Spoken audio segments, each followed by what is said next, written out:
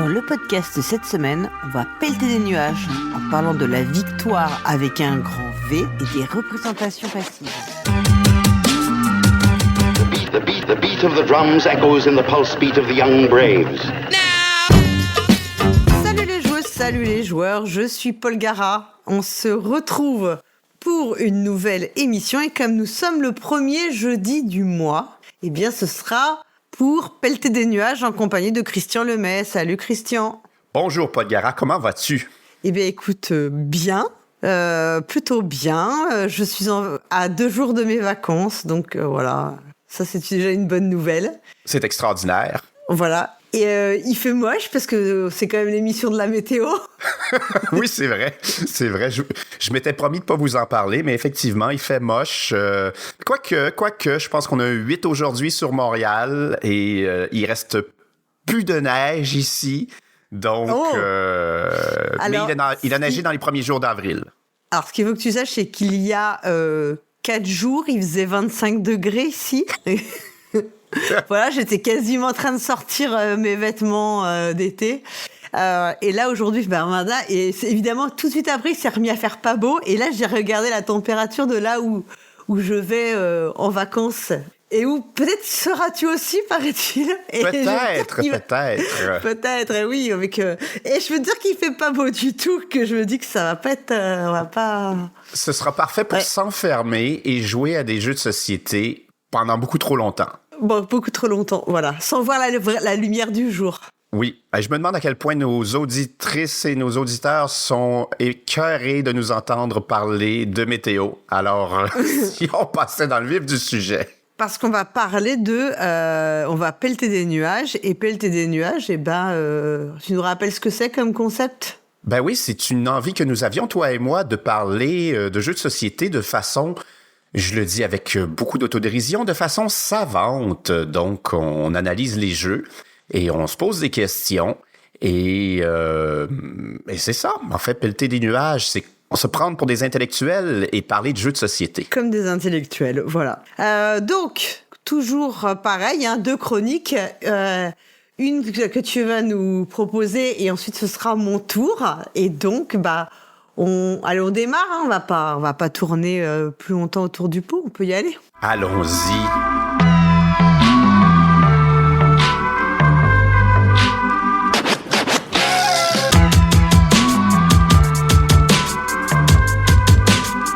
Chronique 16, les grandes conférences, volume 1. J'ai déjà envie de rire, je sais pas pourquoi. Ben, volume 1, je me vois en train de vendre des CD, là. C'est bon. Oui. Ouais. Donc, les grandes conférences, volume 1. Les points de victoire sont de la marde. Oui, je vous l'ai fait à la québécoise. La merde se dit marde ici, souvent. Oui, c'est vrai. Donc, en octobre 2018, mon vieux pote Alexandre Major, dont vous entendez parler, c'est un membre de la Ligue du Vieux Poil, mon vieux pote Alex m'invite à Shox, une convention organisée par Shut Up and Sit Down, la chaîne YouTube de critique de jeux. Je n'avais jamais visité Vancouver, cette jolie ville canadienne située à 4500 km de chez moi, et j'appréciais beaucoup l'intelligence du trio d'origine de Shut Up and Sit Down, Quinns, Matt et Paul, qui allait se dissoudre peu de temps après, malheureusement. Mais j'ai donc accepté l'offre d'Alexandre. Ouais, il reste juste un des membres du trio original aujourd'hui, et peut-être pas le meilleur. J'ai rien dit. Ça fait un peu truc, effectivement, groupe de rock, là, tu vois, ils se sont séparés et tout. Oui. Oui, c'est ça. Volume 1. En plus des traditionnelles tables pour jouer et d'un spectacle burlesque, oui, le programme comportait une conférence ayant pour titre le plus formidable des pièges à clics, Victory Points Suck. En français, les points de victoire sont à chier ou sont de la merde. Ouais. Ne vous laissez pas berner, la conférence était aussi formidable que son titre provocateur. Elle valait à elle seule mon billet d'avion. Je ne peux que vous implorer d'aller l'écouter sur YouTube. Ces 44 minutes valent mieux que l'heure que vous vous apprêtez à passer avec moi et Paul Gara. Alors, là, je suis obligé de réagir parce que... Non, mais... Oui. Non, là, je suis obligée de réagir. Parce que sache que 1 heure avec toi, je ne sais pas, mais 1 heure avec moi n'a pas de prix, monsieur. Vous voyez ? tu vois, quand même. Donc, J'ai pas dit qu'il y avait un prix, mais j'ai dit qu'il était moins élevé que d'aller voir, d'aller écouter la conférence. Tu l'as mis, ton prix d'appel, on a compris que c'était le billet d'avion pour Vancouver. Je ne sais pas combien valait ce billet, mais 1 heure avec nous, ça vaut forcément plus. Enfin, voyons. Bon, allez, je m'arrête, fin de la chronique. Allez écouter cette conférence. Mais bon, je sais, on ne va jamais écouter, lire, voir ou visiter les œuvres qu'on nous recommande. Hein? Vous savez, à Noël ou en famille, avec des amis, « Ah, il faut absolument que tu vois telle série, il faut absolument que tu lises telle... » On ne le fait jamais. Donc, je vais vous donner un aperçu de la conférence et peut-être y réfléchir un peu. Donc, Victory Point Suck est une conférence donnée par Scott Westerfeld, un romancier de science-fiction né en 1963 au Texas. Sa série la plus connue, The Uglies, est diffusée dans une trentaine de langues et a été adaptée sur Netflix. C'est quand même pas rien. Et Scott Westerfeld, c'est aussi un grand fan de jeux de société. Je livre cette chronique non pas comme on argumente aujourd'hui sur Facebook, en relayant un article de journal ou un extrait de radio qui exprime notre opinion à la place. J'ai des réserves quant à cette conférence, je vous le dis tout de suite et ayez-le en tête, mais le point de vue qui est développé m'apparaît fort pertinent et mérite d'être entendu. Serait-ce une marque d'ouverture d'esprit de ma part? Non, je sais pas, parce que je sais, et ça reviendra plus tard après ta conférence, je le dis, je suis les réacs de nous deux. Je l'assume, hein, dans Bon Cop, Bad Cop, moi, de toi et moi, je suis le réac. Bon. Donc, comme son titre le laisse entendre, Victory Point Suck constitue une charge puissante contre le mécanisme, si on peut appeler ça mécanisme, de point de victoire. Westerfeld raconte d'abord une anecdote d'adolescence remontant aux années 1970, alors qu'il jouait au jeu s'intitulant Global War, The War Against Germany and Japan, 1939 à 1945. Donc, ce jeu, c'est un wargame à l'ancienne, hein, et avec tous les défauts que ça peut comporter, voire plus. Et là, je vous donne un exemple. Toute la carte du monde, hein, le plateau de jeu, c'est l'entièreté de la carte du monde, refaite en hexagone, tout à la même échelle. Donc, par conséquent, il y a des montagnes de jetons, des cheats, comme on les appelle dans les wargames, dans les 2-3 petits hexagones en Europe, alors que l'Amérique du Sud est entièrement vide. Je veux dire, il n'y a pas eu beaucoup de batailles en Argentine. Peut-être un petit peu d'accrochage, mais pas tant que ça. Et c'est complètement ridicule. C'est un mauvais travail d'édition. Bon. Et pour vous donner... Disons qu'en Argentine, il y avait aussi des nazis, mais c'était après la guerre, plutôt. Oui, c'est ça. Voilà, c'est ça. Et juste pour vous dire l'ampleur du truc, leur première session de jeu, leur première soirée ou après-midi, ils n'ont pas dépassé le stade de la mise en place et de l'explication des règles. Pour gagner la partie, l'Axe devait tenir un certain nombre de tours, hein, ne pas se faire prendre Berlin. Et là, eux, au bout de dizaines d'heures, les Alliés entraient à Berlin. Hein. C'est un jeu, ce que j'ai compris, la partie tous contre un. Et là, ils entraient à Berlin, les Alliés, pour une attaque finale. Et ils allaient l'emporter sur tous les résultats de dés, un dé à 6 faces, sauf le 1. Hein. 2, 3, 4, 5 et 6 les faisaient gagner. Vous pouvez probablement deviner ce que Scott Westerfeld a roulé. J'espère bien que c'est un 1 quand même. Oui, il a roulé un 1. Donc, toute cette expérience, 20 heures, peut-être 30 heures de jeu, hein, c'était flou, trouvait sa conclusion dans un jet de dés.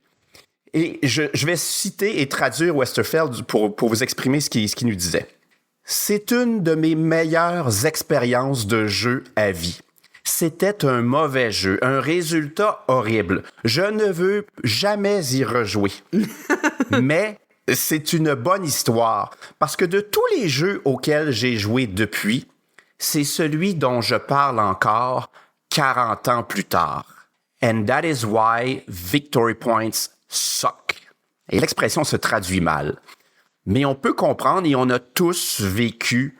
on y reviendra plus tard parce que là, je sors un peu du texte de ma chronique, mais on a tous vécu des moments très, très forts dans des jeux à condition de victoire. Donc là, je continue à vous relater sa conférence. Donc, Westerfeld enchaîne en abordant la pyramide dramatique de Freytag, un autre de vos traumatismes scolaires avec la poésie. Donc, rappelez-vous ce graphique en X et en Y, hein, où l'intensité de l'action monte sur l'axe des Y, alors qu'on avance sur l'axe des X en suivant les étapes. Situation initiale, élément déclencheur, péripétie. Là, on aura apogée, climax en anglais, ou point culminant. Et enfin, résolution, situation finale. Donc là, j'aurais une demande peut-être à l'hôte du podcast que nous avons, c'est que cette image-là qui l'a projetée sur un écran géant soit remise dans le billet. Dans le billet, oui. Donc, là, j'essaie de vous rendre compte, mais on a notre pyramide qui monte et là, la tension narrative augmente. Et là où on devrait avoir la pointe la plus élevée, le moment d'intensité le plus fort, Westerfeld a effacé cette pointe et il l'a redessiné et il a remplacé le haut de la courbe, le moment le plus fort, par un creux. Par un énorme creux. Un creux abyssal. Alors, Climax a cédé le pas à comptabilité. Puis visuellement, honnêtement, c'est hilarant. Et je ne peux que lui donner raison sur ce point. L'émotion ressentie diffère grandement quand d'un côté, je pose ma 6e réalisation contre toi à Innovation, ce qui me confère instantanément la victoire. Non, j'en reparlerai plus jamais. J'aime bien raconter. J'en raconterai plus jamais. C'est fini, c'est certain. Et que tu frappes la table, dans un moment de colère. Donc, il y a d'un côté ça. Et il y a de l'autre côté, quand on passe un long 3, 4, voire 5 minutes à calculer les points générés par les villes, les forêts à Terraforming Mars et les 12 aspects d'un décompte à la Alexandre Pfister, un Stefan Feld ou même un Seven Wonders avec 3 extensions.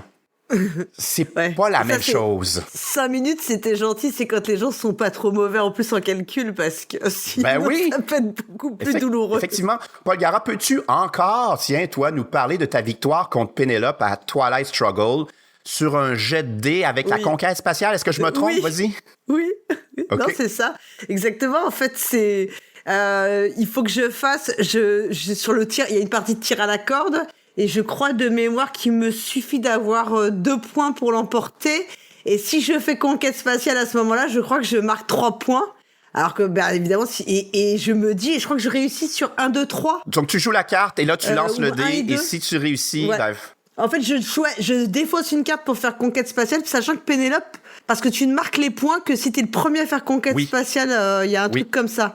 Et juste avant, je sais que si Pénélope le tente et qu'elle le réussit, même si elle rate, elle m'empêche, si moi je le fais, de prendre les points, puisque je ne serai pas la première à faire conquête spatiale. Et donc, en moi-même, j'ai toute une phase où j'attends de voir ce qu'elle va faire, et je me dis, je suis pas du tout croyante, tu le sais. Et en même temps, je me dis, mon Dieu, faites surtout qu'elle ne fasse pas conquête spatiale. Elle ne le fait pas. Et là, je me dis, il faut tenter le tout pour le tout, parce que je crois que c'est sur 1, 2, 3, je gagne. Je sais plus si c'est 1, 2 ou 1, 2, 3. Mais bon. Je lance le dé et je crois que je fais 2. Et je pense qu'à la vidéo, on me voit faire une sorte de petit sursaut. Et on voit ça se voit. Mais je te vois encore aujourd'hui en direct à l'écran, ému comme ça se peut pas d'en parler 1 an plus tard. C'est cool, là. Et je préviens, parce qu'au moment où les auditeurs, auditrices écouteront ce podcast, ça aura été diffusé. Dans la partie de Kremlin que j'ai gagnée dans les vidéos de Jean-Michel Grosjeu, le moment de ma victoire qui se fait sur le jet de dés pour savoir si mon homme politique russe arrive à monter les petites marches pour aller saluer au balcon du Kremlin. Ça se fait sur un jet de dés, et je peux te dire que le moment où je fais ce saut, j'ai fait un saut sur la table. Enfin, c'est incroyable. Voilà, tu pourrais. Donc, et tu pourrais encore probablement nous parler de ces jets de dés incroyables à Cthulhu Médaille. Mais bon, je crois que nos auditeurs et auditrices ont compris que l'idée. L'émotion n'est pas la même quand on apprend qu'on a gagné après 5 minutes de comptabilité ou quand on fait un truc, qu'on lance un dé ou on pose le 6e machin et qu'on gagne instantanément. Cette forte émotion provient bien sûr de notre engagement dans le jeu, mais aussi du timing. Et timing is everything, disent les Chinois. Les minutes de comptabilité gâchent l'effet dramatique de la finale. Et encore plus quand ton voisin repère une erreur de calcul, puis recommence les additions et programme finalement, au bout d'un autre 12 minutes de comptage, qu'il est vainqueur. On s'en fout parce que rendu là, on est tous désengagés du jeu. Parfois, on n'est même plus autour de la table. Oui, c'est vrai. On a déjà rangé le matériel, puis on attend, on dit « Tu fais chier, là, as-tu fini? » Bon. Nous savons tous comment un temps de réflexion trop long peut nous sortir du jeu. Le même phénomène s'opère quand on attend le résultat des comptes. Plus les secondes passent, moins la sanction, c'est-à-dire victoire ou défaite, nous paraît significative. Bon, là, je sais que vous êtes plusieurs à vous dire « Ah, mais non, mais moi, non, ça me dérange pas, ça change rien, j'aime mieux même ça comme ça. » Bon. c'est normal, je vais être d'une arrogance, je me méprise moi-même, mais on attaque quelque chose que vous aimez et quand on attaque nos goûts, c'est nous, notre personne, notre identité qui est menacée et on cherche à la protéger. On va peut-être... Pierre Bourdieu sort de ce corps. on va peut-être couper ce passage-là, je sais pas. Bon, mais... Non, c'est drôle. Mais et là, je le dis et je vais le répéter plus tard, là, je ne voudrais tellement pas, parce que cette conférence, elle est intéressante pour bien plus que cet aspect. Est-ce mieux d'avoir des points de victoire ou des conditions de victoire? Je veux dire, le débat, il est pas là. S'il vous plaît, sortez-vous de cette question. Bon, je continue. Donc, après avoir parlé de comptabilité et de timing, Westerfeld s'attaque à la notion d'enjeu. Il invente une mini-histoire. Imaginez deux amis d'enfance qui font le pari d'être la personne la plus riche au monde. Hein, tous les deux consacrent toute leur vie à ce but. Et une fois arrivés au crépuscule de leur vie, ils font les comptes et ils constatent que l'un vaut 84 milliards et l'autre vaut 83 milliards. Ben, c'est une histoire à chier. Il n'y a pas de... Non, mais c'est ce qu'il nous dit. Il a raison. Et c'est quand même son métier. Il n'y a pas de différence significative entre les deux. On s'en fout parce que les deux sont méga ultra riches. Mais imaginez à la place qu'ils parient, ces deux amis d'enfance, sur le fait d'arriver sur Mars en premier.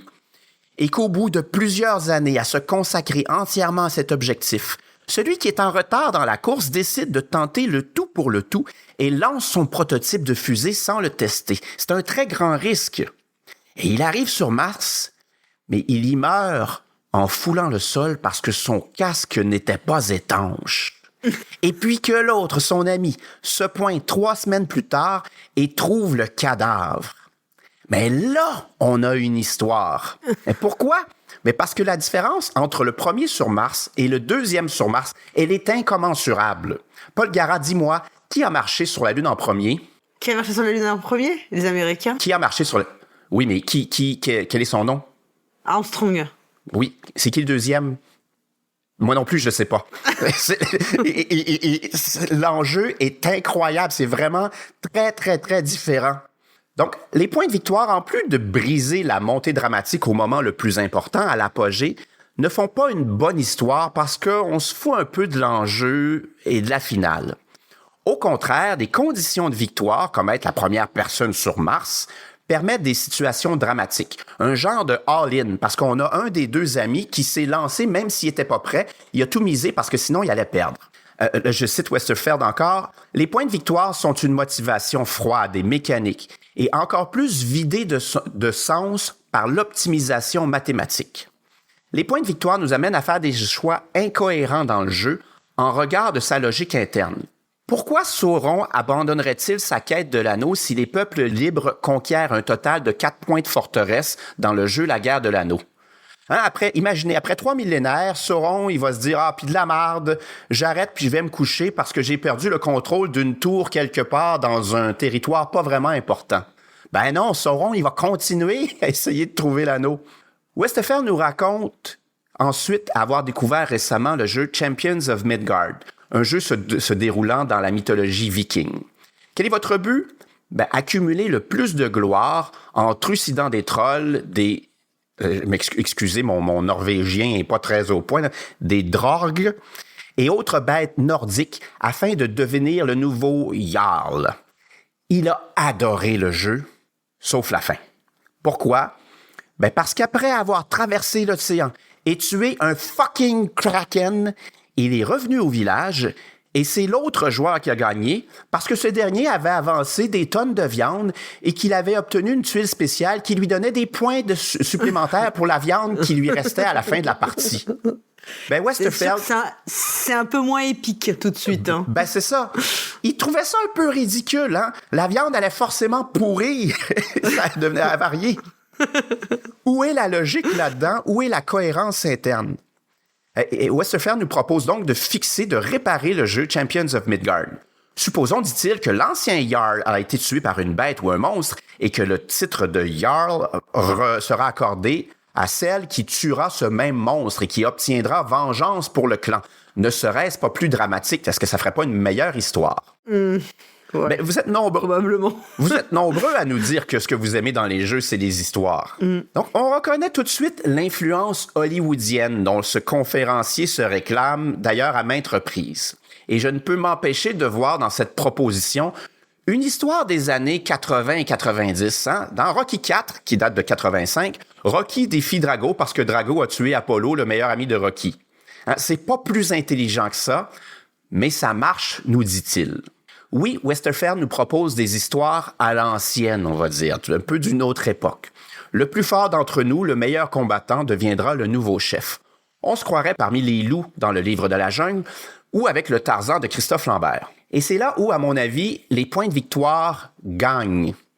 Ils sont les meilleurs pour représenter la complexité du monde, pour déterminer le meilleur chef ou répondre à la question « Quel pays est le meilleur ?» à la fin de la partie d'un jeu de civilisation.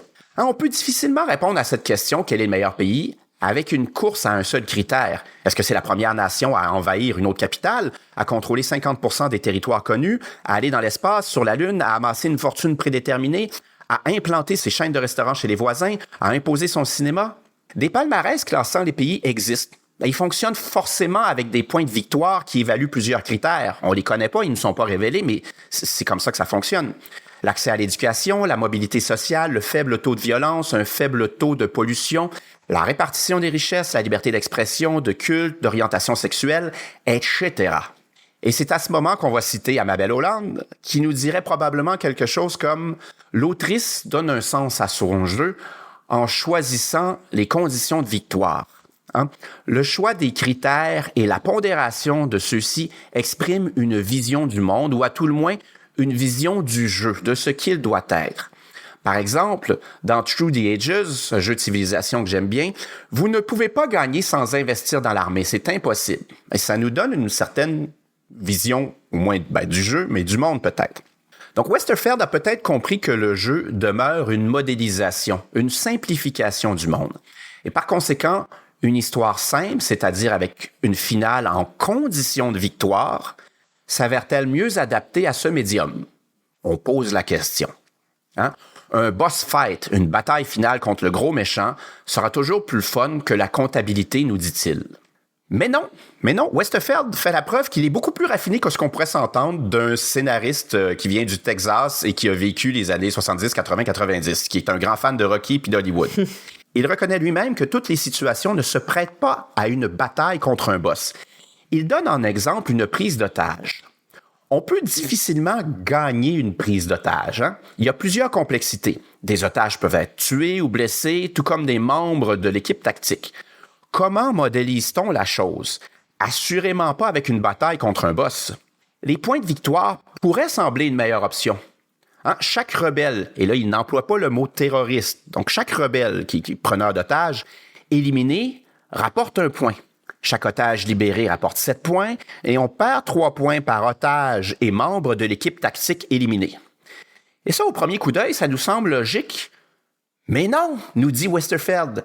Hein, lui-même, il souligne que ces mathématiques sont vraiment offensantes. Il est plus woke qu'on pourrait le croire, Westerfeld. Un otage ne vaut pas autant de points selon qu'il est sauvé ou tué. Les humains que sont les otages et les membres de l'escouade tactique ne valent pas autant de points les uns que les autres. Et les rebelles, les gens qui ont pris des otages pour une cause dont on ignore tout, ne valent des points de victoire que si on les tue. Westerfeld déclare ceci: « Les joueuses et les joueurs se révèlent à travers les motivations et les stratégies qu'ils choisissent.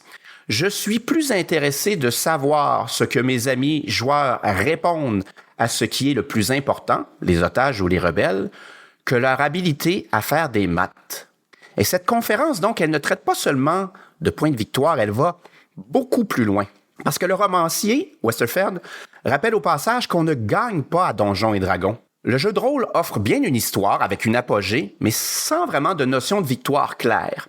Et il aimerait voir des jeux de société avec une histoire, un climax, une apogée, mais où les joueuses resteraient dans l'incertitude quant à la sanction et seraient responsables d'interpréter la situation finale. Parce que, et c'est son mot de la fin, la victoire est absurde. C'est pas mal, hein? Pour un romancier populaire texan élevé à la sauce hollywoodienne et des années de masculinité à la Rambo, je trouve que ça fesse fort, comme dirait mon père.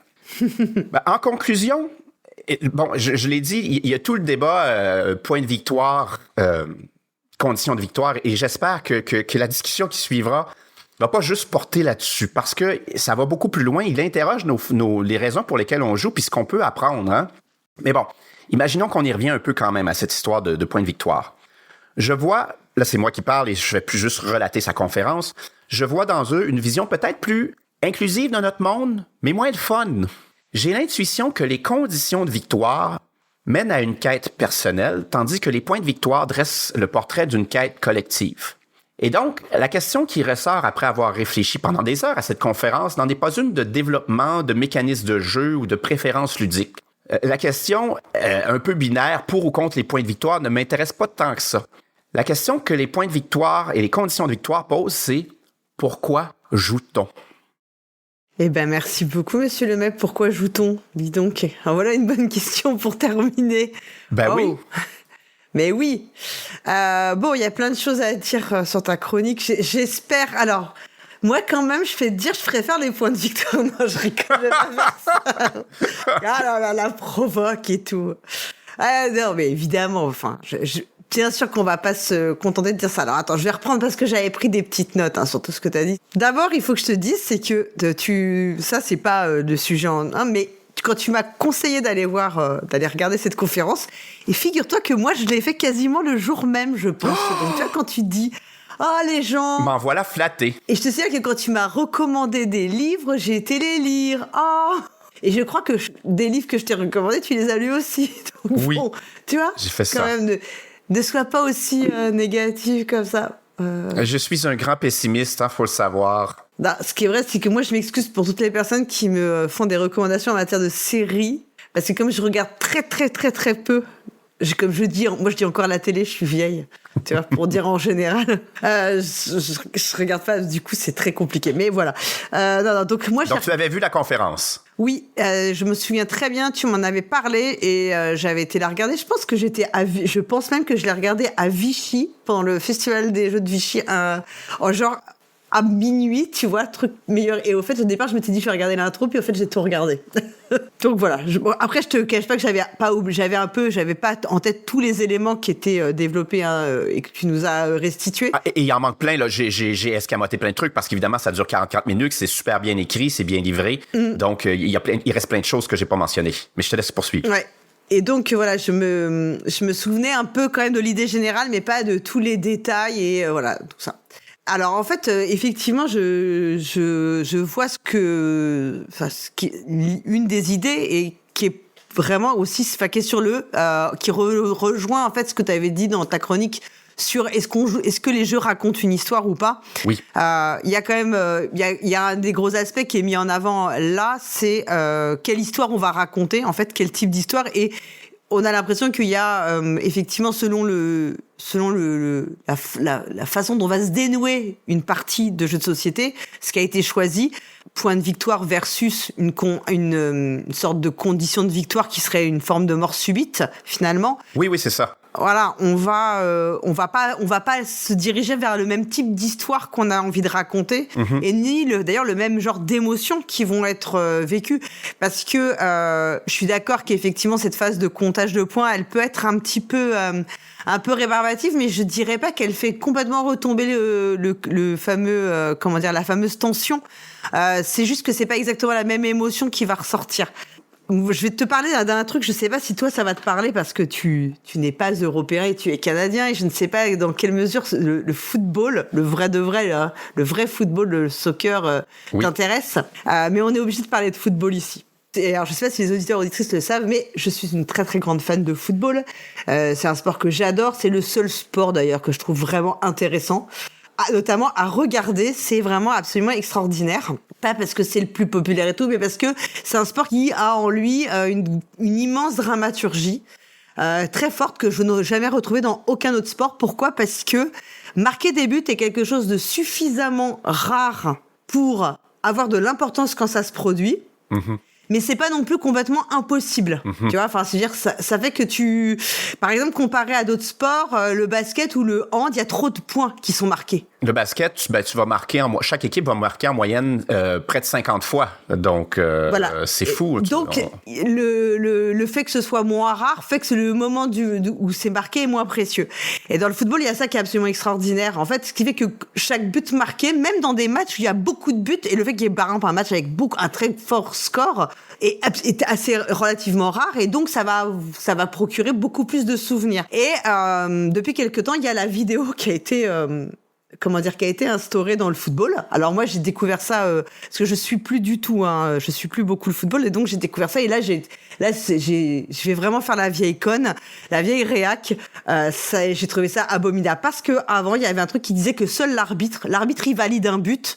Il avait très peu de temps pour valider le but, et donc les erreurs d'arbitrage, elles faisaient partie du jeu. Et on a tendance à dire que les erreurs d'arbitrage, elles finissent par s'équilibrer. Et donc, t'as eu des buts marqués de la main, et ça te fait un des plus grands souvenirs, je pense, du but de la main de Maradona. T'as des erreurs d'arbitrage, t'as des trucs qui se sont passés, qui ont créé une dramaturgie, avec, de l'injustice, etc., tout ce que tu veux. Mais voilà, maintenant, il y a la vidéo, et donc, pour valider un but, le mec marque, et on va valider un but, je sais pas combien de minutes plus tard. Et je peux te garantir qu'une fois que le moment où t'as la confirmation que le but, il est validé, toi, imaginons que c'est ton équipe qui a marqué, en fait, t'en as déjà plus rien à foutre. T'as plus ce truc qui se passait en l'espace de quelques secondes où tu voyais le but marqué et t'avais pendant quelques secondes, tu te disais, est-ce que le but est validé ou pas? Oui, il est validé, c'est bon. En fait, et t'avais une explosion de joie et tout. On était dans l'instantané, en fait, là. Voilà. Et là, aujourd'hui, et alors là, le meilleur étant, maintenant, c'est que je crois que c'est pour la Coupe d'Afrique des Nations. Le Sénégal a gagné, puis finalement ils ont enlevé la victoire, je sais pas combien de temps après au Sénégal pour la donner au Maroc. Puis maintenant, comme il y a eu un appel, mais en fait, quand bien même les Marocains, le Maroc finirait par gagner, là, qu'est-ce qu'ils en ont à foutre d'avoir gagné 3 mois plus tard ou 6 mois plus tard? Enfin, tu vois ce que je veux dire? Ils auront jamais voilà. Non. Et j'ai un peu l'impression que c'est exactement la même chose, finalement, ce qu'on est en train... Enfin, c'est un peu le même style de... deux choses. Il y a dans la condition de victoire, je pense que c'est l'instantanéité qui est belle, en fait. Oui, c'est ça, exactement. Donc, tu prêches un petit peu, en tout cas, cet exemple-là prêche pour les conditions de victoire, ou en tout cas, on nous rapproche de Westerveld. En fait, que l'émotion pure, l'émotion brute, instantanée est très forte, et que même tu ne maîtrises pas, en fait, que tu maîtrises pas. Oui, mais le sens du timing est capital. Et voilà, c'est ça. On peut pas dire, il se passe 3 minutes entre le dernier coup et la sanction, que ça change rien. C'est pas vrai, ça change beaucoup de choses. La chose perd de l'importance. Quand il y a cet écart de temps. En tout cas, il y a l'écart de temps fait que tu arrives à prendre beaucoup plus de recul et beaucoup plus de distance sur la sanction finale, en fait. Mm-hmm. Tu t'es plus dans la pure émotion. En fait, je pense que c'est ça, c'est que t'as le temps de prendre du recul et aussi de te remettre de comment dire, te désengager, puis surtout te dire c'est pas grave si j'ai perdu. Enfin, tu vois ce que je veux dire? Oui. T'es capable d'avoir ce moment qui n'est pas où tu te retrouves pas comme on racontait ma partie de Twilight Struggle et puis ou de Kremlin, qui est l'émotion que j'avais la même quand j'avais 8 ans, en fait, tu vois. Mm-hmm. Après, avec les points de victoire, je suis capable de redevenir une adulte vaguement responsable et de me dire ce n'est qu'un jeu, ce n'est pas bien grave. J'ai perdu. T'as fait 75 et puis j'ai fait 80. T'as fait 75, j'ai fait 62. C'est pas grave. 13 points de victoire. Ah, c'est sur quoi que t'as fait plus de points que moi, blablabla. Tu vois, ce genre de petits trucs qu'on va se faire. Parce qu'après, on va chercher à rationaliser, à rechercher et tout. Avec les points, la condition de victoire immédiate, il n'y a pas de recherche à faire. Non. Mais avec les points de victoire, on va avoir tendance à analyser aussi. Oui. Ça va te donner une source d'analyse. Et je pense aussi une source d'amélioration. C'est souvent aussi des jeux où on a une potentialité d'amélioration une courbe d'apprentissage qui est beaucoup plus forte que des jeux à victoire instantanée.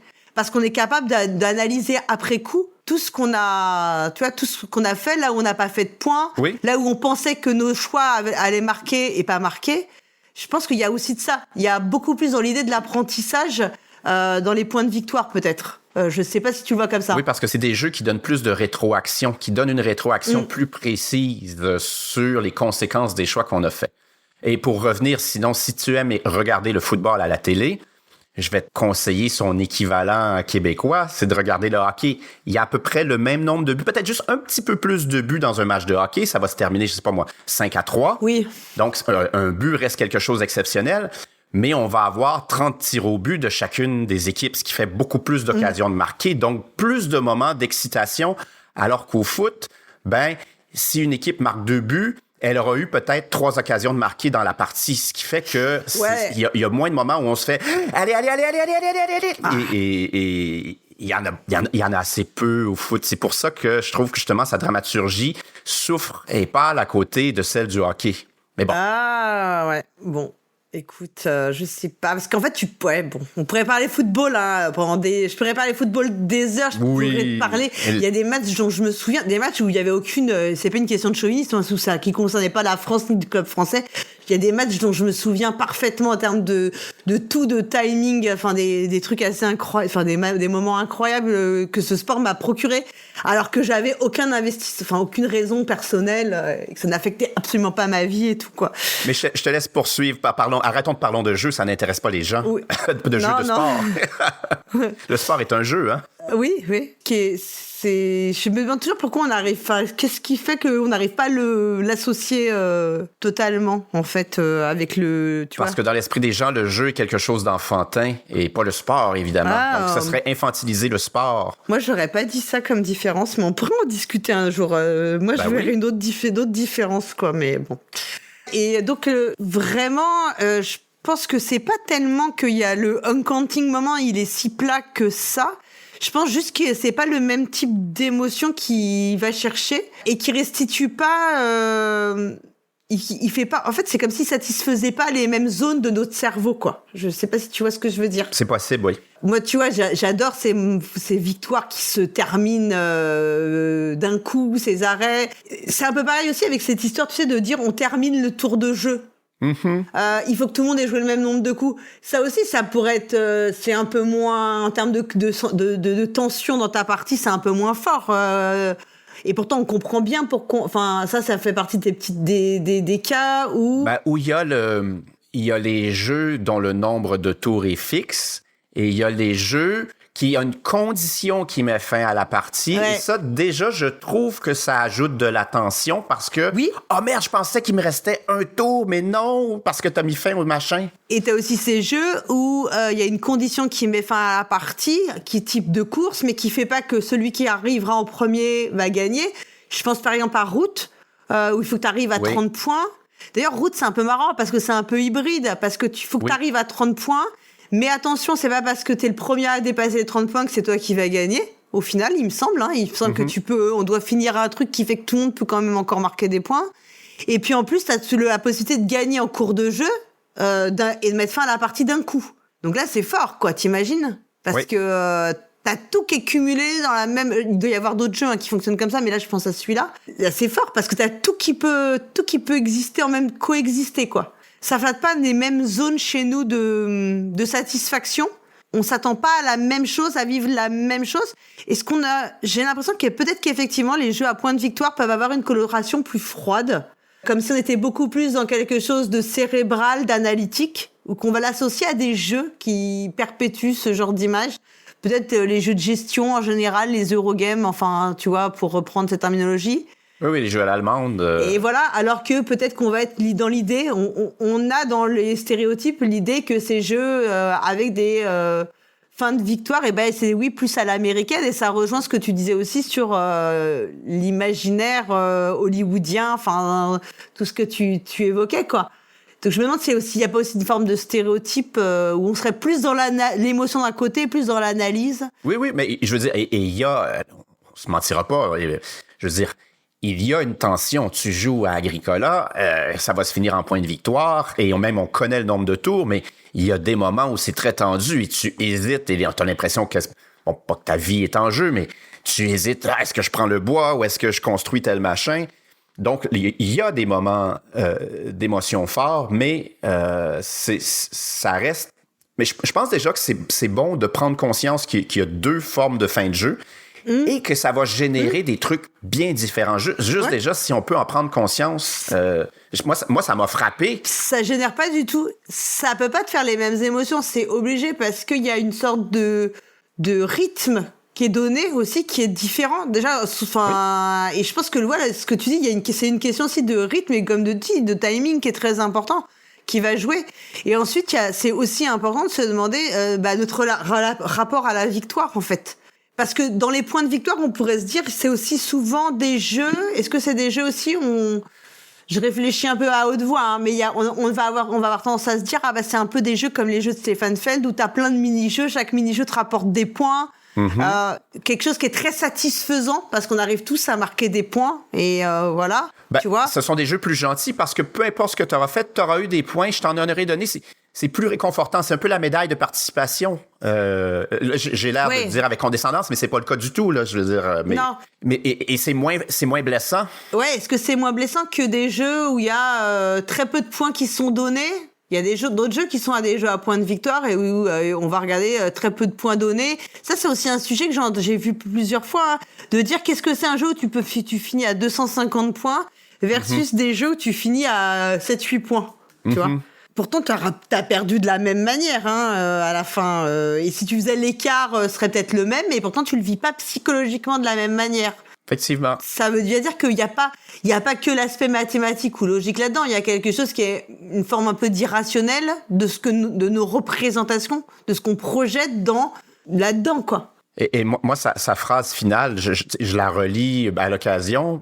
Je veux dire, j'ai réécouté, puis j'ai relu la phrase parce que je l'ai écrit à la fin, mais la victoire est absurde. Ça rejoint beaucoup ce que disait Amabel Hollande, parce qu'elle dit la victoire dans un jeu donne son sens au jeu. Tout ça m'est fascinant. L'idée que les vies humaines ne valent pas autant de points les unes que les autres dans un jeu de prise d'otage, je trouve ça tout à fait fascinant, voire et inhumain quasiment. Mais ça renvoie beaucoup au fait de la question générale de la cotation. Hein. Est-ce que tout peut s'évaluer? Enfin, est-ce que tout peut s'estimer? Tu vois, je te disais 1 heure avec nous, ça n'a pas de prix. Mais c'est vrai, en fait, c'est une question, c'est de savoir comment tu peux, est-ce que tout est évaluable ou pas? En fait, tout est estimable. On va revenir aux fonctions de la monnaie pour qu'on a la monnaie, pour avoir un truc d'estimation commune, etc. Mais est-ce que tout est estimable? Est-ce que tout est transposable? Et effectivement, on peut comprendre que ça paraît choquant sur le papier, en tout cas. Et pourtant, on sait très bien. Enfin, par exemple, les compagnies d'assurance, c'est ce qu'elles font. Hein. Quand elles déterminent, tu vas prendre une assurance vie selon ton âge, ton machin et tout, elle va évaluer ce que vaut ton espérance de vie en réalité. Hein. Enfin, tu vois, c'est exactement ça. En réalité, l'assurance, c'est le principe même de l'assurance sur la personne, sur la vie, d'estimer le. Oui, en fait, même on a presque pas le choix. Imaginons, c'est un problème philosophique que je me suis posé il y a plusieurs années. Imaginons que je suis victime d'une maladie et que le gouvernement du Québec peut me maintenir en vie avec des traitements qui coûtent $1 million par jour. Est-ce que, comme société, est-ce qu'on va faire ce choix de maintenir en vie une personne au prix d'1 million par jour? Probablement que non. Mais parce que ça va coûter trop cher et ça va faire en sorte que d'autres personnes vont mourir. Mais quel est le seuil? Donc, à partir de combien par jour va-t-on me maintenir en vie? Et la question est effrayante. J'aime mieux ne pas y réfléchir, mais bon, elle est un peu fascinante aussi. C'est choquant, mais en même temps, on est presque forcé de passer par là. Bref, arrêtons d'y penser.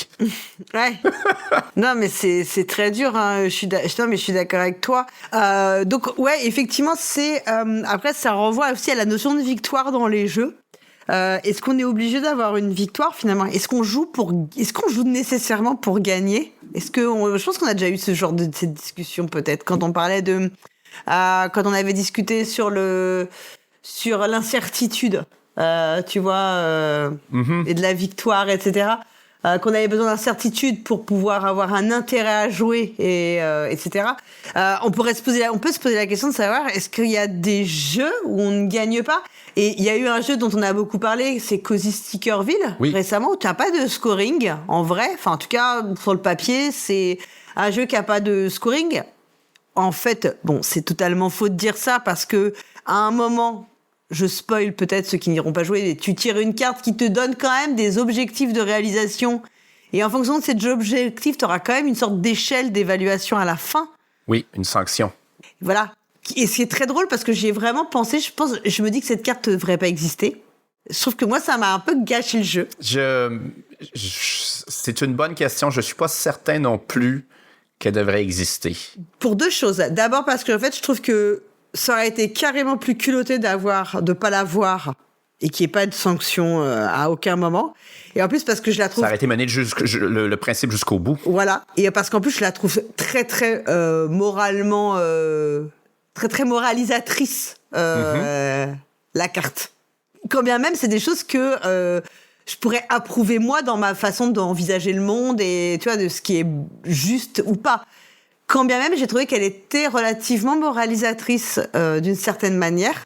Bon, le jeu l'est un petit peu en général, mais... Le jeu l'est beaucoup. Là, les choix qu'on nous amène à faire sont beaucoup. Oui, voilà. Mais c'est vrai qu'on n'amène pas l'idée de faire sa propre ville jusqu'au bout. Et ça m'amène une pression d'optimisation. Oui. Parce que pour avoir tous les objectifs, ben là, il va falloir que j'optimise comme dans un jeu de gestion. Et c'était tout le charme de la première année, parce que le jeu est sur 10 années. C'est que je fais un peu ce que je veux et je m'en fous et je suis libéré de toute cette pression-là. Mais là, à partir de la 2e ou 3e année, tu me ramènes cette optimisation. Mais merde. Oui.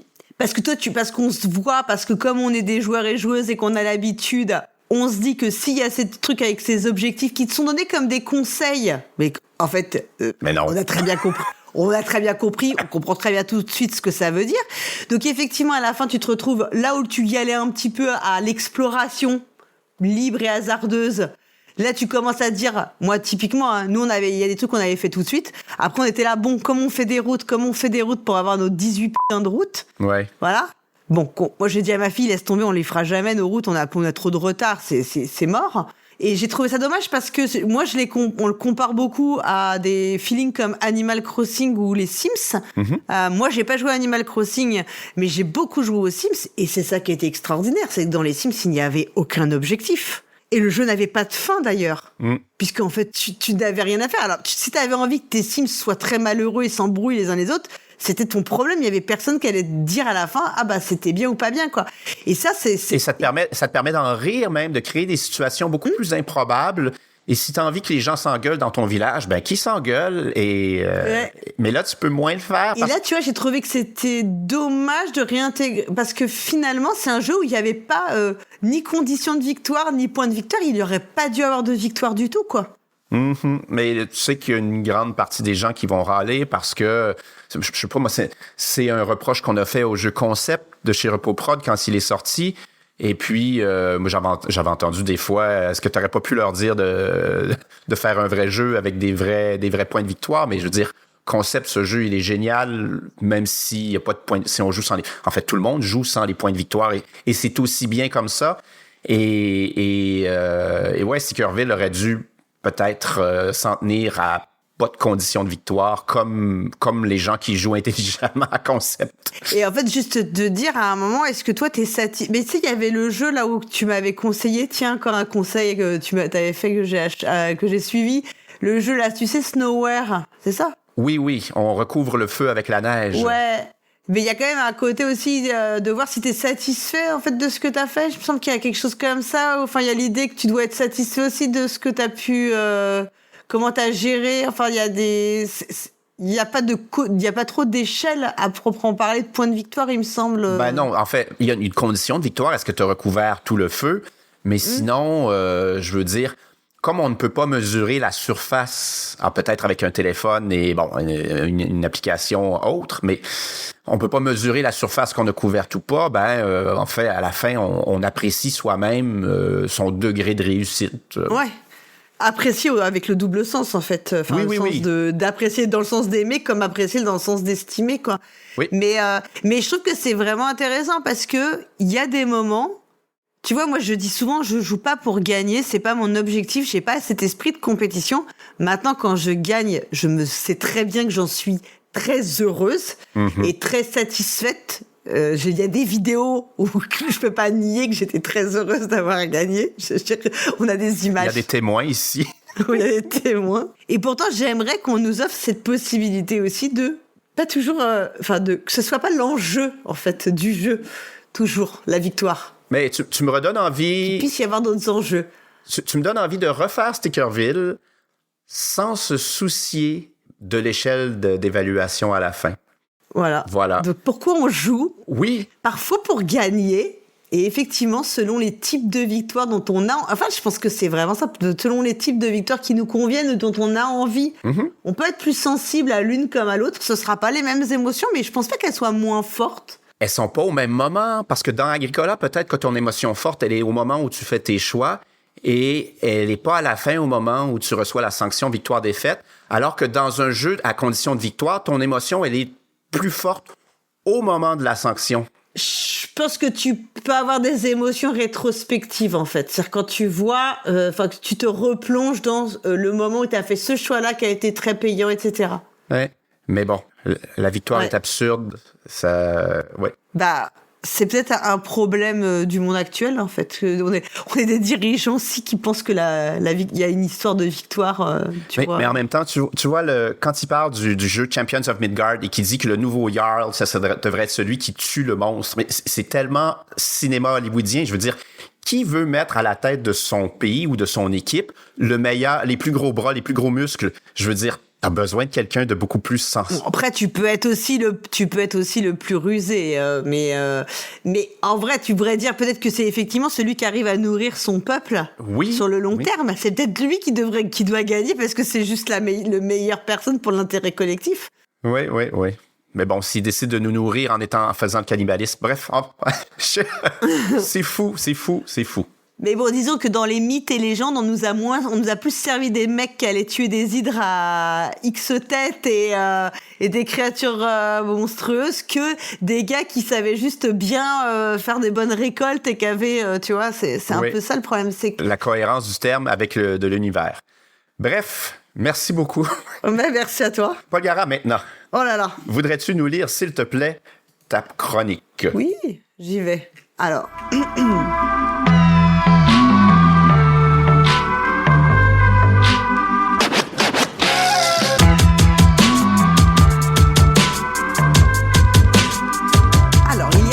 temps, à l'occasion d'une autre chronique, je crois que c'était celle sur la représentation du corps, j'avais évoqué rapidement un fil Blue Sky de mon ami Nikos qui parlait des représentations des minorités racisées dans les jeux de société. Je ne sais pas si tu t'en souviens, Christian.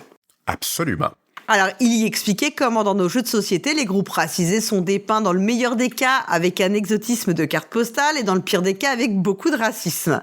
Dans tous ces cas, en tout cas, on y décèle les relents de notre histoire coloniale, en tout cas en France. Et cette histoire coloniale qui nous met si mal à l'aise que nous ne sommes toujours pas capables de reconnaître unanimement notre responsabilité collective et de réparer les crimes qui en découlent. Ce colonialisme, nous le perpétuons toujours dans ce fameux white gaze qui pollue nos représentations dans les objets culturels en général et les jeux de société également. Alors, tu connais probablement le male gaze, Christian, dont on parle depuis plusieurs années déjà. Oui. Et donc, je suis sûre que tu n'as pas eu de difficulté à comprendre ce que peut être le white gaze. Mais juste au cas où, pour les auditeurs auditrices qui n'auraient pas forcément entendu ce concept, en fait, le white gaze, c'est la perception des personnes racisées uniquement vue du côté des personnes blanches. Et ce terme, il a été conceptualisé par l'écrivaine Toni Morrison comme étant le fait que, alors attention pour mon accent anglais, Black lives have no meaning and no depth without the white gaze. Donc la parole n'est pas donnée aux personnes racisées, elles sont même absentes dans certains domaines, quand bien même elles seraient concernées. La parole et la possibilité d'expression, objet de pouvoir, sont détenues par la personne blanche. Tout est vu de son point de vue, de ses centres d'intérêt et de sa culture. Les personnes racisées ne sont donc pas absentes des jeux de société. Elles sont plus représentées que les personnes non valides, que manifestement on ne sait même pas représenter en dehors des cas de handicap visible. Et il y avait bien sûr des guillemets sur à visible. Mais lorsqu'elles sont représentées, leurs voix sont majoritairement inaudibles. Elles font l'objet de représentations passives. Le mécanisme de représentation passive peut prendre plusieurs formes pour suivre plusieurs finalités. Recourir à cette forme de représentation ne relève pas forcément de la volonté assumée de gommer les personnes relevant de groupes minoritaires. Et quand je parle de minorité, bien sûr, il faut moins le comprendre au sens du nombre qu'au sens de l'accès à l'exercice du pouvoir. Le recours aux représentations passives, elle peut être aussi le produit de choix de conception qui, sans intention explicite, privilégient certains points de vue et en invisibilisent d'autres. Autrement dit, elle ne tient pas seulement aux images et aux textes, mais à la manière dont les jeux organisent qui agit et qui subit. Alors, une représentation est dite passive lorsqu'un groupe est bien présent dans un système, mais qu'il est privé d'autonomie, de pouvoir de décision et de capacité d'action. Ce groupe n'a dès lors ni voix, ni point de vue, ni capacité à agir sur le système. Il devient un objet de gestion et n'est plus un sujet. Ce groupe est donc représenté, mais il ne participe pas à sa propre représentation. Il est un élément du décor. Et en termes de jeu de société, qui est un média qui distribue des rôles et le pouvoir, cela veut dire que ces minorités, elles sont dépourvues d'agentivité. Ou à minima, l'agentivité, elle est très déséquilibrée. La représentation passive, c'est donc avant tout un enjeu structurel. Alors, des exemples de représentation passive, pour des groupes marginalisés, on peut en trouver plein, et on pourrait même en faire une sorte de nomenclature. Donc dans Puerto Rico, même si le jeu ne le disait pas explicitement, tout le monde savait bien ce que représentaient ces fameux disques bruns foncés qui arrivaient d'on ne sait où pour travailler dans nos champs et bâtiments. Les populations noires victimes du commerce triangulaire qui étaient réduites en esclavage. Je pense que tout le monde le savait très bien. Tout le jeu parlait de ça d'ailleurs finalement, du commerce triangulaire. Sauf qu'en pratique, les esclaves en question n'étaient qu'une ressource, comme l'indigo ou le maïs. Rien n'était représenté de leur point de vue. N'en déplaise à certains, personne ne veut interdire d'évoquer le sujet de l'esclavage ou du colonialisme dans les jeux de société.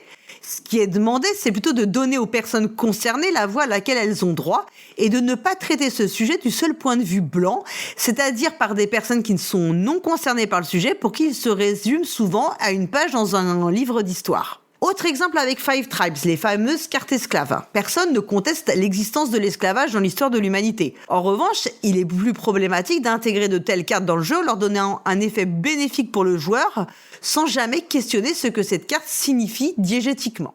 Encore un exemple avec Brass, l'industrialisation britannique qui est représentée avec emphase. On met l'accent sur le progrès économique sans aucune mention des effets sur les personnes, les travailleurs. Accidents, pollution, exploitation physique, conditions de travail. Les corps des travailleurs sont absents du système. Les prolétaires y sont représentés passivement. Et on pourrait multiplier les exemples jusqu'à en faire une grille de lecture. La passivité, elle peut donc être ornementale. Le groupe est représenté visuellement, mais il n'a aucune fonction dans le jeu. C'est l'exemple de tous les jeux qui vont mettre des personnages féminins juste pour faire du woman washing. Souvent, cela renforce les stéréotypes sans donner de voix aux personnes concernées. Ou alors, le groupe constitue une instrumentalisation narrative. La passivité, elle peut être utilitaire. Le groupe est une ressource parmi d'autres. Et ça devient donc un objet et non plus un sujet. La passivité, elle peut conduire à euphémiser le groupe. On occulte les conséquences humaines sur ce groupe. C'est l'exemple de Brass qu'on donnait juste avant. Mais aussi comme dans Twilight Struggle sur les populations civiles, puisqu'il y a une idéalisation du thème par rapport à la réalité. On est dans le combat entre les grandes nations et les populations civiles qui, elles, subissent en fait ces choix politiques n'existent pas. Elles sont carrément invisibilisées complètement.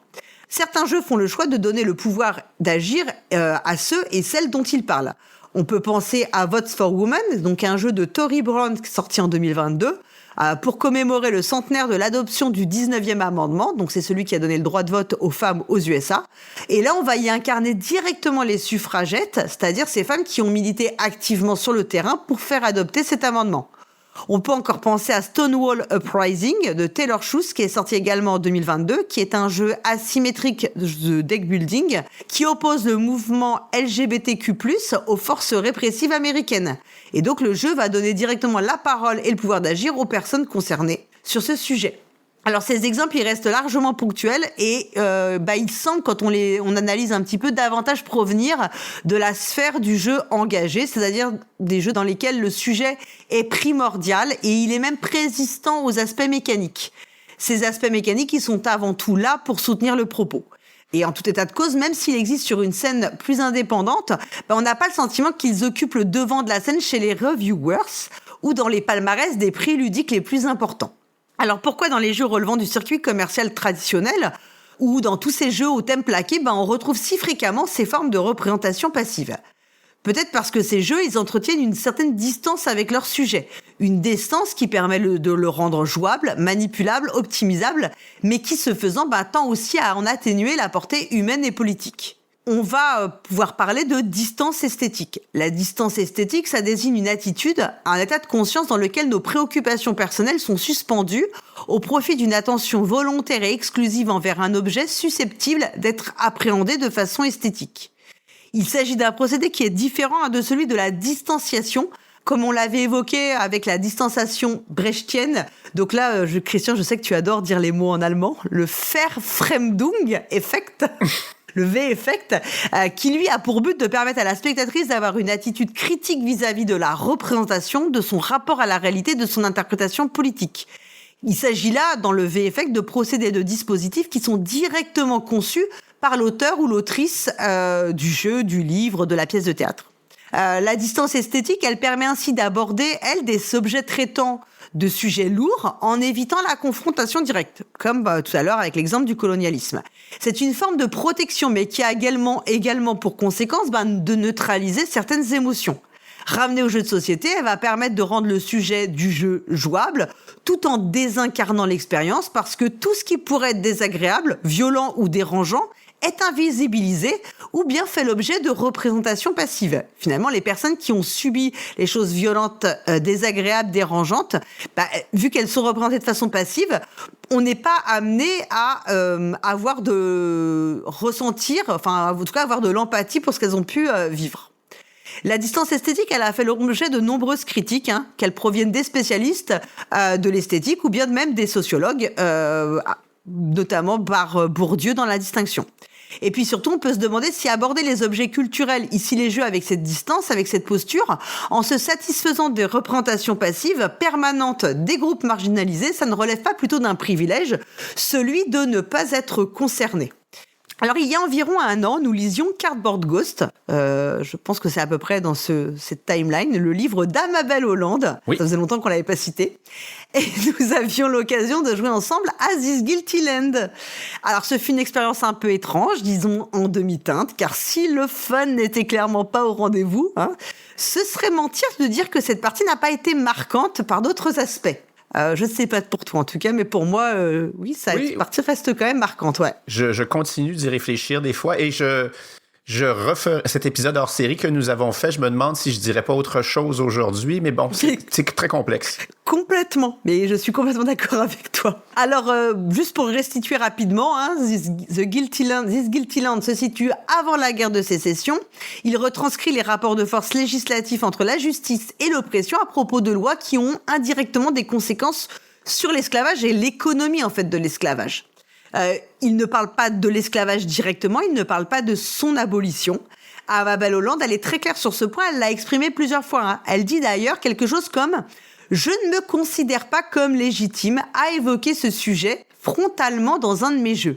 Et ce qu'elle évoque ici, c'est bien la question du privilège de la distance. Parce que c'est facile de s'exprimer sur des choses sans émotion quand on n'est pas concerné. Voilà.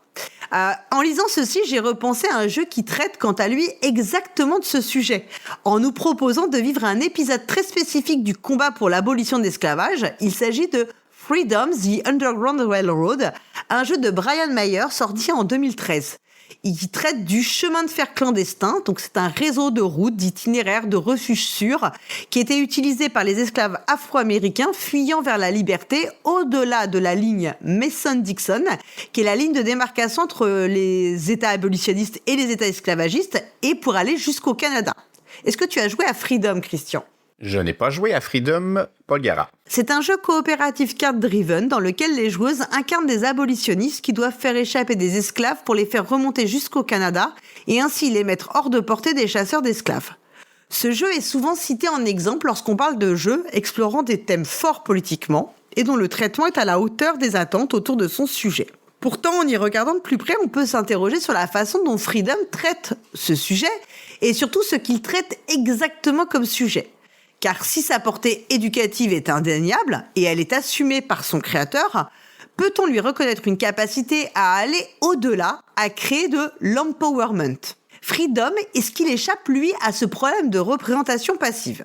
Alors, dans Freedom, les esclaves, ils sont certes bien présents dans le jeu, mais ils sont des cubes anonymes qui sont déplacés sur le plateau par les joueuses, qui, elles, incarnent les abolitionnistes. Ils n'ont pas de rôle décisionnel, pas de personnalité propre, pas de voix dans les textes narratifs. Ils sont littéralement des éléments que l'on sauve, ce qui place l'accent ludique sur ceux et celles qui sauvent et non sur celles et ceux qui résistent, s'enfuient, luttent, inventent leur propre liberté.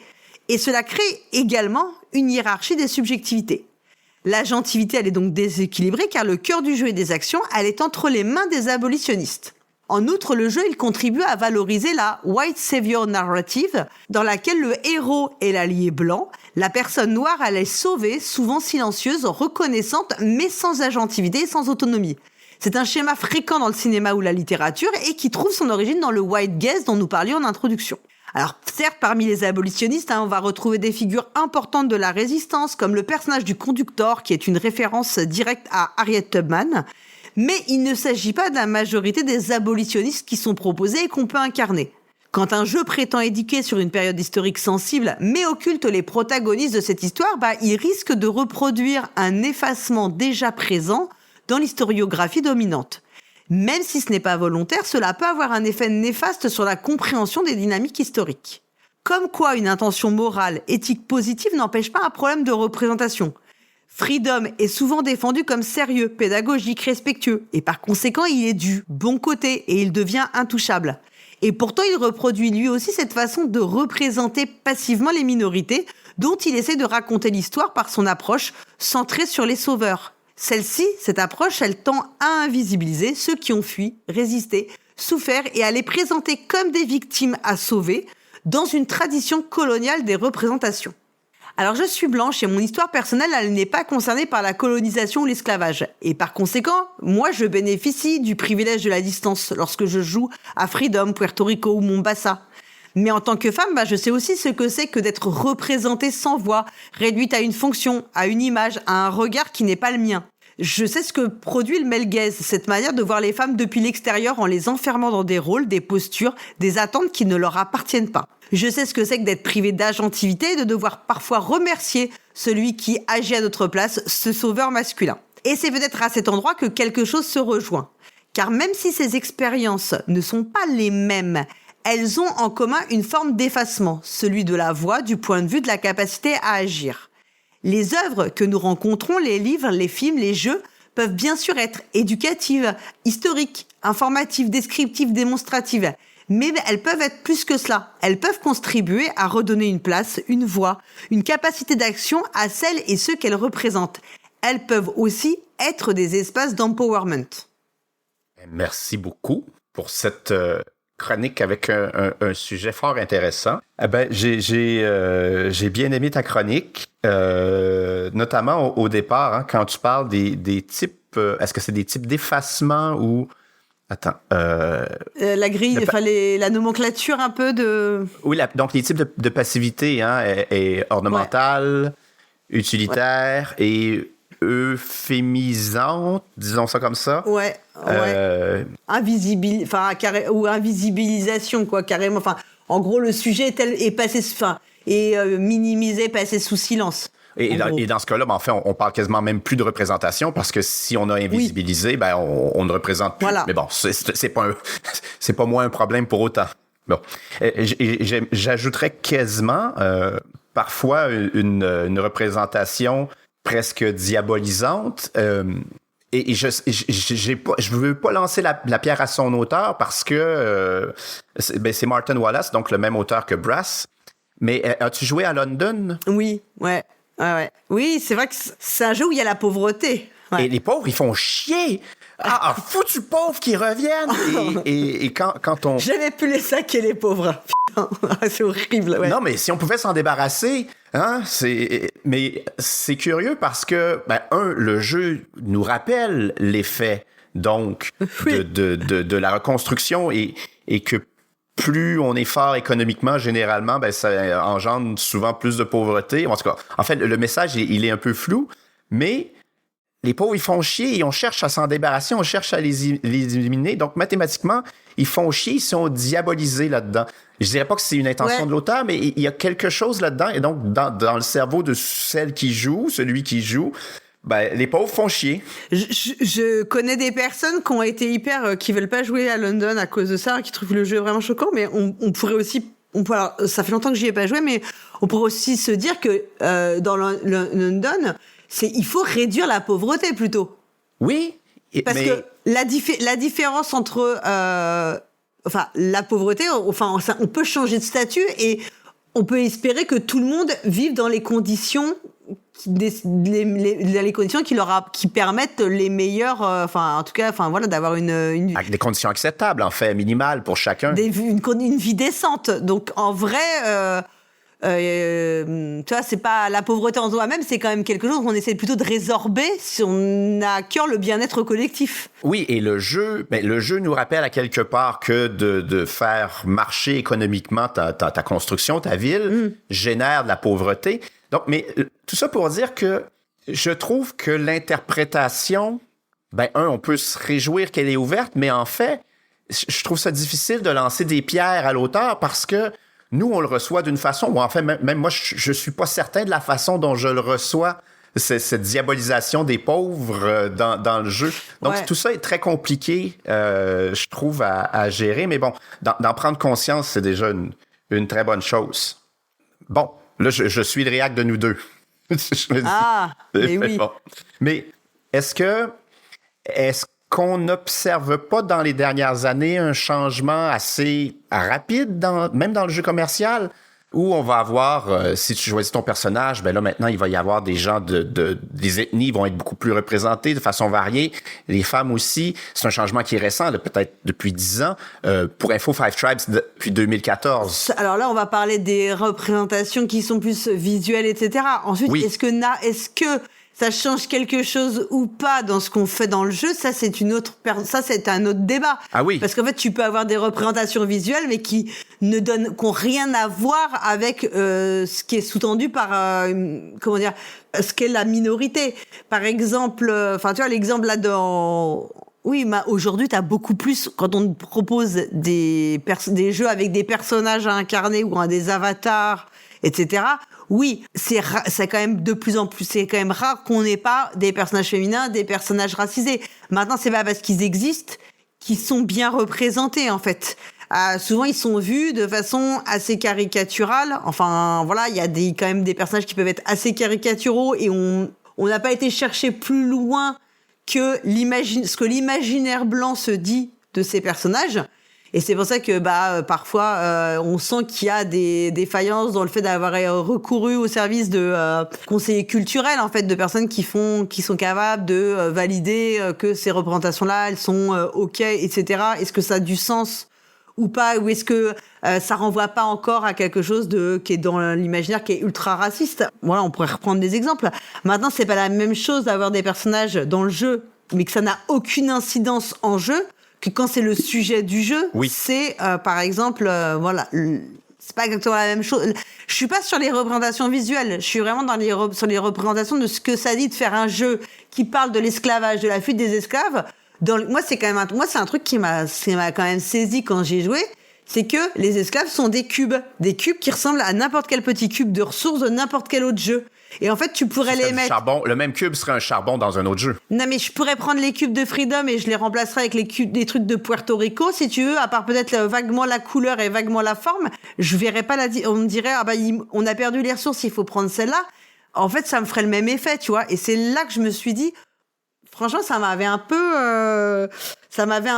petit peu, étonnée, sachant que je le répète, c'est pas du tout, l'auteur de Freedom, il l'a fait avec des intentions, c'est quelqu'un qui est ultra investi sur ces sujets-là, mais c'est une personne blanche. Je ne sais pas s'il y a des designers noirs auraient, fait ces choix-là, en tout cas de traitement du sujet. Mais j'en arrive à un point où, et là, j'ai pas pris plusieurs heures pour réfléchir à mon commentaire, mais donc, Brian Mayer, qui s'appelle cet homme blanc qui est l'auteur du jeu Freedom, quel est son espace de manœuvre? Parce que si on n'a pas le droit, ou si c'est une mauvaise chose de reproduire le... On a le droit. Non, mais attends, mais qu'est-ce qu'il est souhaitable, ou qu'est-ce qu'il peut faire qu'on lui tapera pas sur les doigts s'il ne peut pas adopter le point de vue des populations dont il n'est pas l'héritier ou le descendant? Et si, là, il est fautif, encore une fois, d'avoir propagé, reproduit le white savior narrative. Donc, mais en fait, et je suis un peu embêté parce que on peut saluer son travail et puis, oui. Disons qu'il prend le point de vue du blanc, ben le blanc, qu'est-ce qu'il peut faire? Il peut aider le noir, l'esclave noir à s'échapper. Et donc, il fait ce qu'il peut. Le problème, c'est que toute la lumière, elle est mise sur ces sauveurs, en fait. Et on est dans une tradition des représentations coloniales dans lequel les populations, les Noirs vont être des victimes, en fait, qui n'auraient pas la capacité elles-mêmes à se révolter. Or, la réalité de l'histoire de la décolonisation et des luttes pour l'abolition de l'esclavage, elle est aussi faite des luttes des personnes concernées. Ben, assurément, oui. Et le fait que nous, on n'en ait pas connaissance, c'est peut-être parce qu'on est des personnes blanches et que ce qu'il en est resté et ce qui a été mis en avant, c'est le fameux white gaze, en fait. Pourquoi aujourd'hui, on a l'impression qu'il y a je sais pas combien de scientifiques femmes d'un coup? Enfin, je sais pas, c'est dont on n'avait jamais entendu parler avant. Ben, c'est juste parce qu'en fait, on se rend compte que là, actuellement, on est dans un mouvement pour réhabiliter ces femmes, en fait, pour les remettre en lumière, juste parce qu'elles avaient été invisibilisées. En fait, c'est plutôt ça. C'est pas parce qu'on n'en a pas connaissance que ça n'existe pas. Peut-être que c'est ça. Après, lui, il a pris cet angle de traitement du jeu. Je veux pas lui faire des reproches, je veux dire, je vais pas le clouer au pilori, c'est pas le propos. Mais le problème, c'est que même quand tu fais les choses avec de bonnes intentions, tu peux mal faire parce que quand t'es pas concerné par ça. Mais est-ce qu'il a fait mal? C'est ma question. Est-ce qu'il a mal fait? Parce que, je veux dire, et Amabel Hollande le répète, et plusieurs aussi, vu que tu n'es pas noir, je l'ai déjà mentionné, j'ai de la difficulté avec cette phrase-là, tu ne peux pas parler de cette chose. Mais donc, il a adopté le point de vue qu'il pouvait avoir et il amène les gens à poser les actions qui sont en leur pouvoir pour aider ceux qui ont besoin d'aide. Donc... Alors moi, je suis... En toute honnêteté, je n'ai absolument pas la réponse à cette question. Je perçois toute la complexité du sujet parce que tu peux effectivement être plein de bonnes intentions, etc. Est-ce que tu peux faire mal? Oui, parfois tu fais mal, même avec des bonnes intentions. Le fait d'avoir des bonnes intentions te rend pas, Non, je suis d'accord. Ne t'enlève pas, ne te retire pas. Ne t'excuse pas des faux pas que tu feras. Oui, et puis ne t'exonère pas de toute critique. Ça, c'est sûr. J'ai pas non plus la réponse. C'est un vrai sujet de réflexion. Après, je peux te dire, moi, en tant que femme, ce qui est exaspérant, effectivement, c'est quand on met en avant des attitudes d'hommes alors que t'as des femmes qui ont fait la même chose et qui se sont battues et que c'est toujours ce qu'on retient, c'est la figure du sauveur masculin. Et je serais la première à pester et à rager parce que je vais trouver ça agaçant. Je me doute bien que si moi, pour un sujet qui me concerne, j'ai ce ressenti, pour les sujets qui me concernent pas et sur lesquels je le vois pas forcément parce que comme dit, je suis pas concernée, donc j'ai pas la même sensibilité et je vois moins les choses, je peux bien imaginer que les personnes concernées, ça les agace. Après, je prétends pas avoir la réponse. Mais je suis embêté parce que, je l'ai mentionné, puis c'est vrai, je suis quelqu'un de plutôt pessimiste, mais j'aime, à l'occasion, pouvoir me réjouir de choses. Donc, si quelqu'un fait quelque chose dans un sens positif, et je veux pas qu'on lui donne l'absolution, absolument pas, mais j'aimerais qu'on salue la chose sans s'attarder à ce qui est pas parfait, parce que j'ai l'impression qu'on demande une forme d'idéal à peu près inatteignable. Et c'est un peu ma critique de ta chronique du mois dernier. Oui, c'est que tu vas me renvoyer, je l'attendais, le Nirvana fallacie, quoi. Oui, c'est ça. Tu vas me le renvoyer, en fait. L'idéal qu'on demande aux jeux coop, ou que tu demandes, mais je sais très bien que tu ne me le demandes pas, là, on discute, là, on est entre amis, là. On a une bière, puis on s'amuse à refaire le monde. Mais là, on attend un idéal de celui ou celle qui veut bien faire. Et là, je répète, ne lui donnons pas l'absolution sans confession, mais peut-on l'encourager? Non, mais je suis d'accord avec... Je comprends ton argument, et moi aussi. Je rejoins ça parce que vraiment je me dis oui, mais déjà ça a le mérite d'exister, etc. Il faut pas. C'est comme on pourrait avoir ce débat un jour. Un jour on parlera du système de la charité privée et des dons. et du mécénat, etc. On pourra en discuter. Je sais que c'est un sujet sur lequel j'ai une unpopular opinion. Et on me répond souvent, oui, mais c'est mieux que si on fait rien, etc. Ok, bon. Je ne sais pas, je suis partagée. Oui, bien sûr, je comprends ton argument. Et en même temps, je me dis que ces initiatives-là, si on ne les critique pas et qu'on ne dit pas ok, mais c'est pas parfait et il y a quand même ça et ça qui va pas, et qu'on dit juste c'est génial, c'est merveilleux, c'est éducatif, c'est respectueux, c'est formidable, on s'arrête à ça et on se dit bon bah c'est bon, le sujet il a été fait, il a été traité, oui.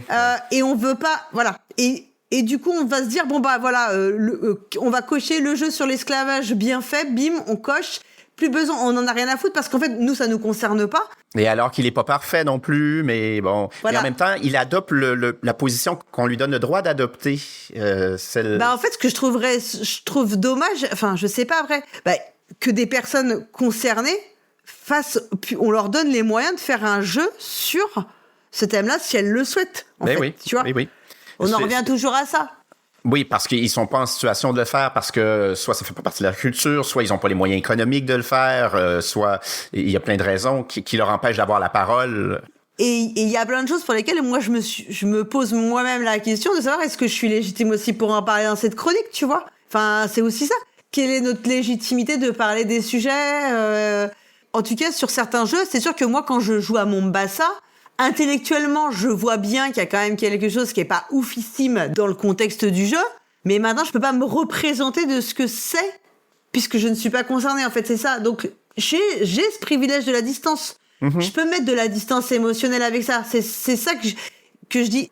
Et c'est pour ça que je trouve que c'est important de dire, on dit pas qu'on n'a pas le droit de faire des jeux avec de la colonisation, mais c'est qu'on soit bien, qu'on reste bien conscient de où on parle, en fait. Oui. De où on joue. Oui, parce que moi, j'ai la crainte que si quelqu'un qui fait quelque chose quand même assez louable se fasse taper sur les doigts, il se retrouve en double échec automatique, c'est-à-dire que il n'a pas la possibilité d'aider, puis il n'a pas la possibilité, il est coupable par silence aussi, donc ça devient très, très, très frustrant. Le message, c'est ne t'en mêle pas et tu ne peux que mal faire. Je n'ai pas vu le film Hidden Figures. As-tu vu ce film qui date, je crois, de 2016 avec Kevin Costner, qui parle de 3 femmes scientifiques noires qui ont aidé, dans la course spatiale des Américains.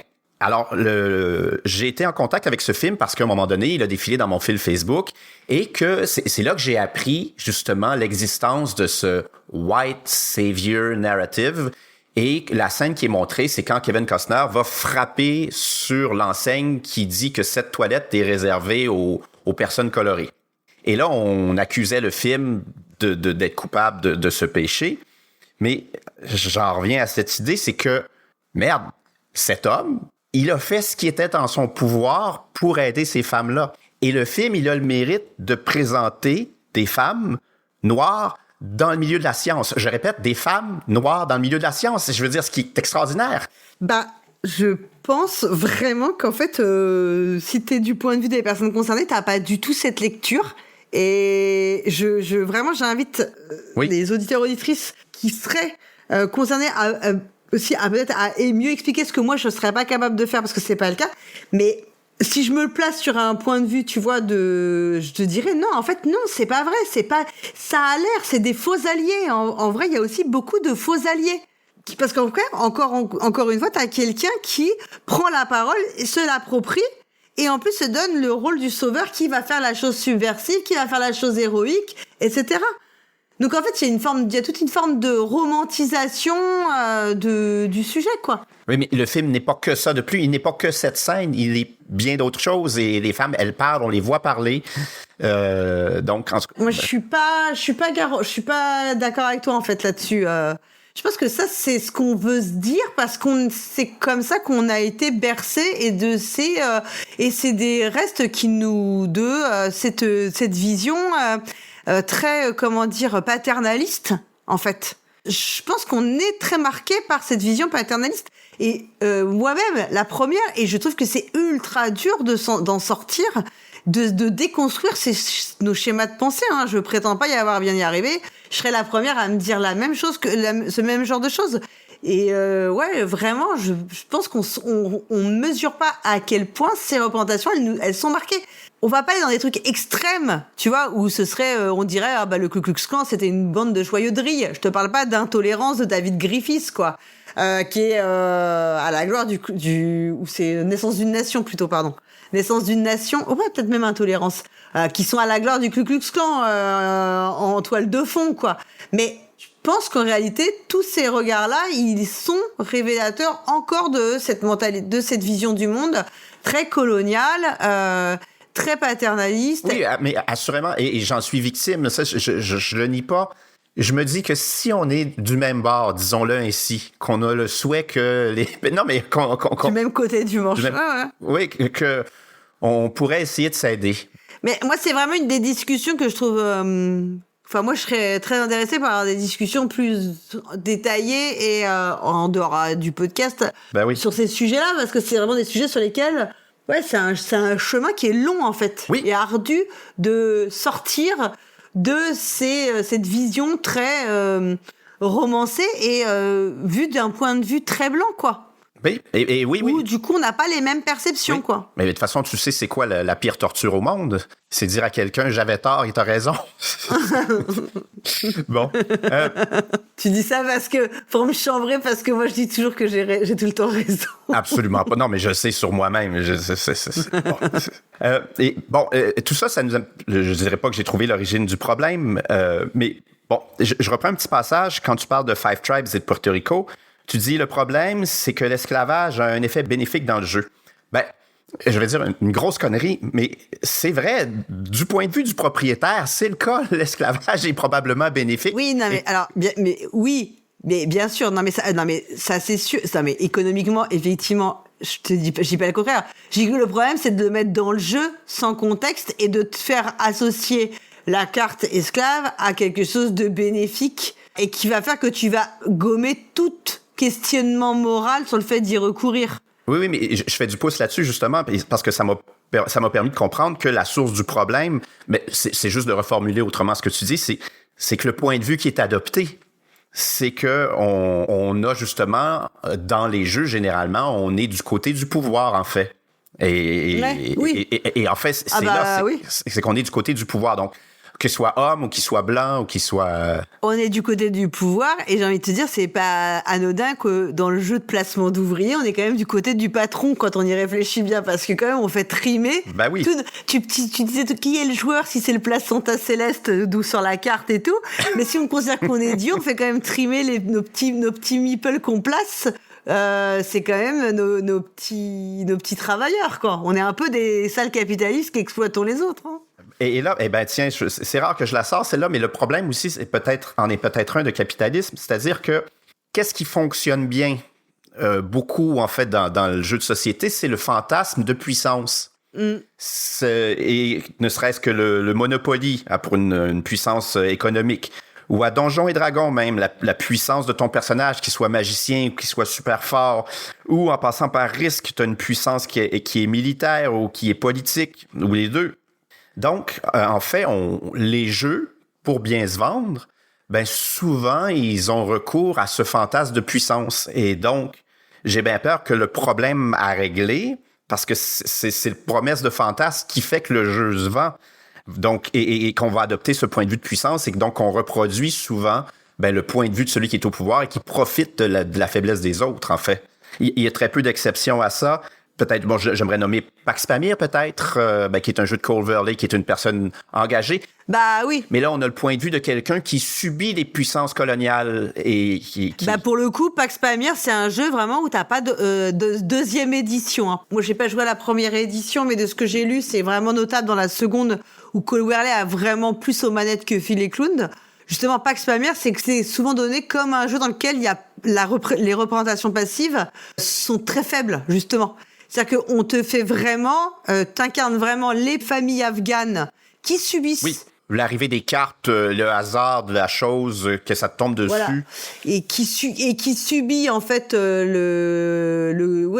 présence de puissances étrangères dans son pays et qui doit faire avec. Et c'est eux qui restent maîtres de leur destin, entre guillemets. C'est-à-dire que c'est bien, tu fais bien tes choix du point de vue de ces familles afghanes qui essayent de naviguer bon gré mal gré dans ce merdier d'État qui est occupé par plusieurs puissances étrangères. Anglaise, russe, surtout, je crois. Américains, je crois qu'il y a les Américains aussi. Je plus, j'ai joué une fois il y a plusieurs années, à la 2e édition aussi. Mais bon, bref, tout ça pour dire les jeux se vendent parce qu'on te vend l'idée de contrôler, de décider, de choisir, donc d'être dans une position de puissance. Et ben, ça entre en contradiction avec le fait d'incarner quelqu'un qui est contrôlé, qui est... Bon, c'est mon hypothèse un peu farfelue. Ouais, non, mais c'est... Mais tu vois, par exemple, on avait dit en rigolant, on aimerait un Seven Wonders dans lequel t'incarnes les esclaves qui devaient fabriquer les merveilles, tu vois, et qui se révoltent. Ouais, mais... Ça, voilà, au lieu de faire énième, on voulait un Seven Wonders Legacy où ce serait ça. Petit à petit, tu sais, tu fais la révolte des esclaves contre la construction des merveilles. C'est Antoine Tissot qui avait cette idée, que je trouvais absolument géniale. Ah! Waouh! Grosse discussion ce matin. Ouais, je suis crevé, moi. Bon, ben on espère que vous êtes rendus en un seul morceau au bout, avec nous. Oui. Écoute, merci Christian. Merci à toi pour toute cette remise en question de mes biais. Arrête ton char. Je suis victime de mon éducation. Arrête ton char, s'il te plaît. Non, mais écoute, qu'est-ce qu'il ne veut pas entendre? On se retrouve le mois... Oh, attends, là, on est en mai. Donc, le mois prochain, ce sera le dernier pelleté des nuages sérieux de l'année. Quoi? Déjà? Mais non! Non, je veux continuer pour toujours. Mais écoute, est-ce qu'on va normalement... Allez, est-ce qu'on peut faire du teasing? Mais normalement, il y aura un hors-série en plus. Normalement, il devrait y avoir un hors-série. Encore une fois, engagé, non pas en présentiel, mais en personne. Ah oui, en personne. Ouais. En personne. Ouais. Voilà. Waouh, c'est incroyable. C'est tous les moyens qu'on met en œuvre dans ce podcast. Tout ce qu'on fait pour vous. Pour avoir les meilleures émissions possibles. Voilà. En attendant, je vais aller me reposer là, parce que je suis crevée, tu m'as tué. Merci beaucoup à toutes et à tous. Mais oui, merci beaucoup aux auditeurs, aux auditrices, et à bientôt pour une nouvelle émission. Salut! Bye! Cette émission, enregistrée à distance le 13 avril 2026, est produite par Paul Gara et Hammer. Toutes les informations utiles et les titres des jeux abordés dans cette émission figurent dans le billet de cet épisode sur notre site lepointdepaulgara.fr en un seul mot. Ce podcast est totalement indépendant. Son contenu est libre et non sponsorisé. Retrouvez-nous sur les réseaux sociaux, Facebook, X, Blue Sky ou Instagram sur le compte de Paul Gara. Et surtout, venez discuter de cette émission et de tout autre sujet sur le serveur Discord du podcast. Merci d'avoir écouté Le Point de Paul Gara et à très bientôt pour une prochaine émission.